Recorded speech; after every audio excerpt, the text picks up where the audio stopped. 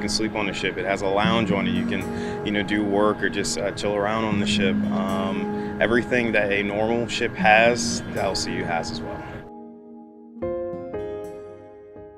Through the month of November, we are giving you an inside look at how the U.S. Navy operates in our area and across the globe. Across the Navy, helicopters are always flying, helping to carry out the mission at sea and on the shore. Ricky Matthews gives you an inside look at some of the training Navy aviators go through. It was a beautiful day to fly over Hampton Roads, doors open, wind in our faces, cool, crisp autumn air. But before we could do that,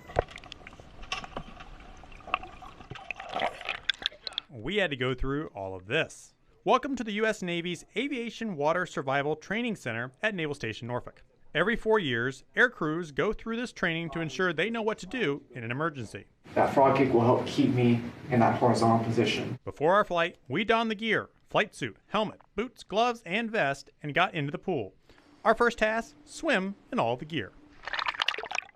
Next up, time to inflate our PFD manually while treading water. The training here is designed to build muscle memory so that in a real emergency, you know what to do until search and rescue can reach you. We train them mainly to keep a positive mental attitude. If you are panicked, if you're worried, that positive mental attitude is going to help get you through that time.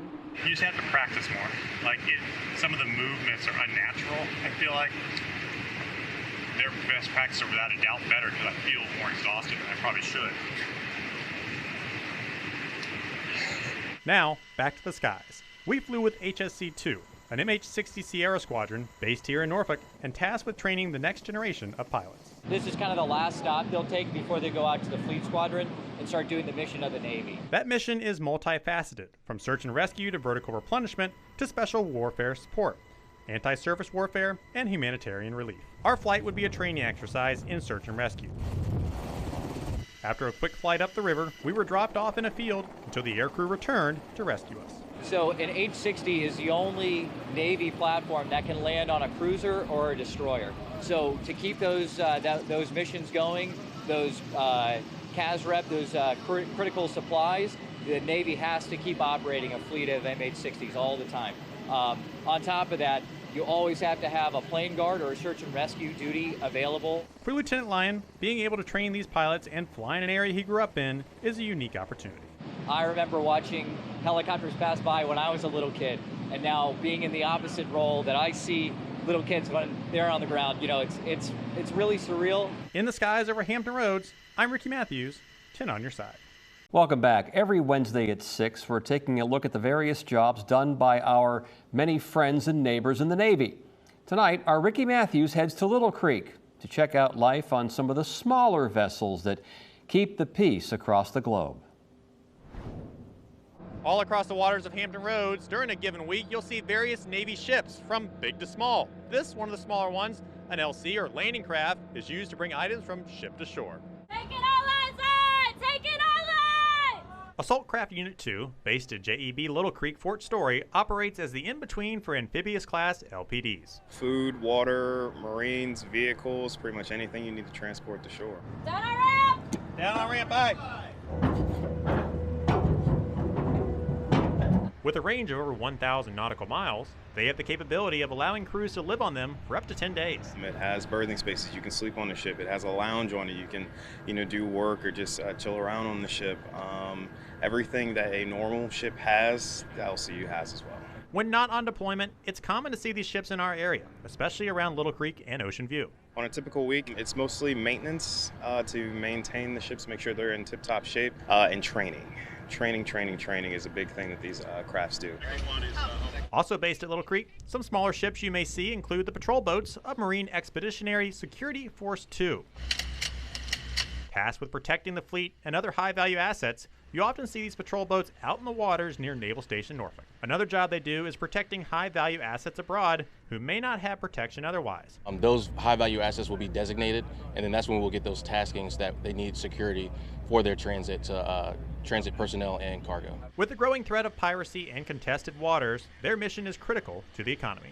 It's crucially important because as the United States, we're always moving cargo, equipment, and we don't need any hiccups in that So whenever we have to get equipment to another country, to help another country out with aid, wherever the case may be, we need to make sure that that cargo and the equipment gets there safely, and we can disembark, and then we can embark, and then return home.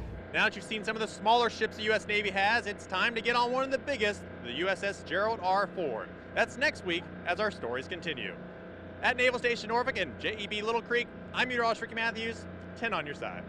All this month, 10 on your side is giving you a glimpse into life with the U.S. Navy. And tonight, we take you on board the USS Gerald R. Ford as it gets ready for its next deployment. Ricky Matthews gives you a glimpse of what goes into launching and recovering aircraft. Off the coast of North Carolina, a floating airport at sea, ready to defend America using new and advanced technology. This is the flight deck of the USS Gerald R. Ford, the most dangerous and, of course, loudest part of the aircraft carrier. The Ford was commissioned in 2017 and recently completed its first deployment. Through the ship are upgrades from the Nimitz class, designed to support air power and warfighting of the future. They've redesigned kind of the flight deck and how our flight deck operates. So our pilot house is further aft of the Nimitz class superstructure, which means we have a lot more flight deck in front of us. That extra space is important when you're working to fit numerous aircraft on board. Inside the ship are the hangar bays, where aircraft are stored and maintenance is done. A Nimitz class aircraft carrier is going to have 3 hangar bays, while we have 2. Some people may ask why we have fewer hangar bays. These hangars are much bigger in length and width, so you could store more aircraft in there. Back to the flight deck, where it's a carefully choreographed spectacle in which everyone has a job to do.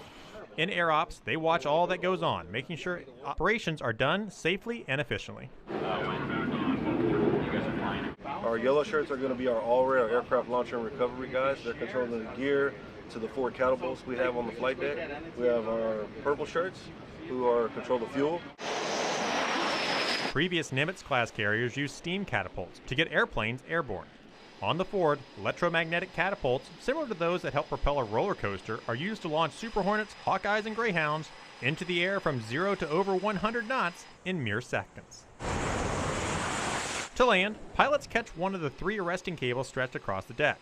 The Ford is equipped with advanced arresting gear, allowing for less maintenance and manpower to operate.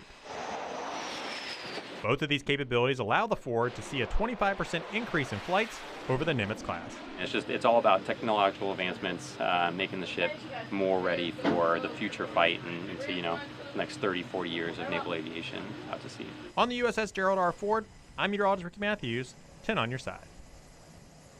All this month, 10 on your side has been giving you an inside look at what it takes to be in the Navy. And our final story for this series focuses on the simulators that sailors in our region train on every day. Ricky Matthews had a chance to try some of them and learn how they're preparing sailors for the real fight.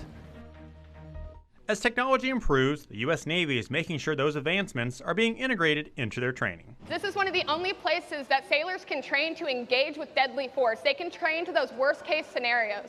One of only 2 in the world, the Laser Shoot Littoral Combat Simulator at JEB Little Creek allows expeditionary security groups to train using machine guns on a motion boat platform.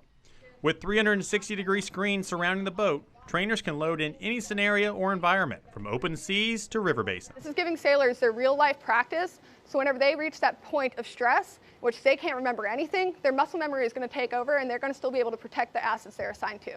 I got to try my hand at shooting and reloading the guns.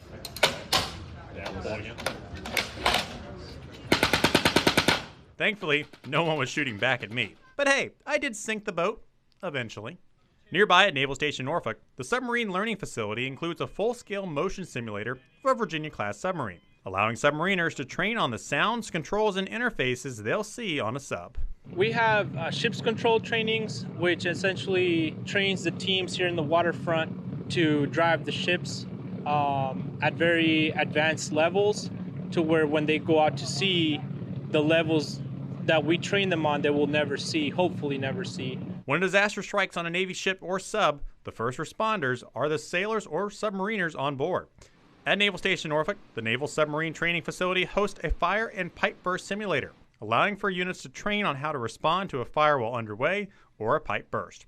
This training is designed to show crews what a fire may be like in a tight, confined space like a submarine where seconds count. And make sure that we're able to put that fire out quickly and efficiently, make sure we keep the people inside the submarine safe because we can't just leave the submarine. Preparing for the worst to ensure the fight can go on. At Naval Station Norfolk and JEB Little Creek, I'm Ricky Matthews, 10 on your side.